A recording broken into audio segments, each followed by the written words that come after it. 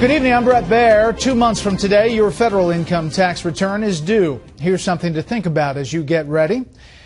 Facebook made more than $1 billion last year. It's not paying income taxes. It's getting a refund, about $500 million refund.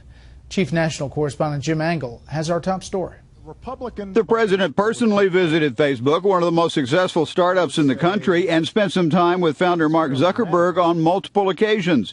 Facebook is very successful, making more than $1 billion just in the U.S. last year. But instead of paying corporate taxes on that, it'll actually get a refund of $429 million. It's interesting. Facebook had paid out a huge amount of bonuses to their corporate executives, and that greatly reduced their tax liability. Facebook, because of its stock options tax breaks, is getting a refund from the federal government of more than $400 million this year, and more to come in the future. Why? Because it's deducting executive stock options given employees before the company went public last year. But Facebook actually has a lot more tax deductions to go. The group Citizens for Tax Justice reported the details. And the employees cash in the stock options, and at that point, there's a tax deduction for the company, because even though it didn't cost Facebook a nickel, the government treats it as wages, and they get a deduction for it.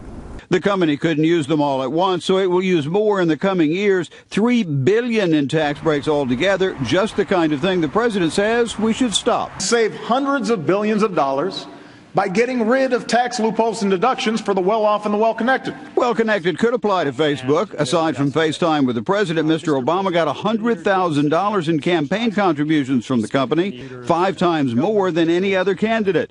The president has repeatedly gone after deductions taken by oil and gas companies for their business expenses, sharply criticizing them and calling for repeal. But he said little about tax strategies for companies like Facebook. The president is very selective in the situations he points out to push his policy agenda.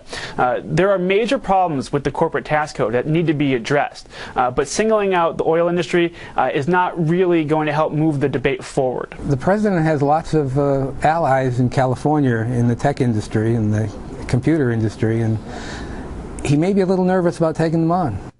Now, Facebook, which asks everyone to share, had nothing to share with Fox today when asked to comment on the report, which is based on its annual tax filings. Brett? Okay, Jim, thank you.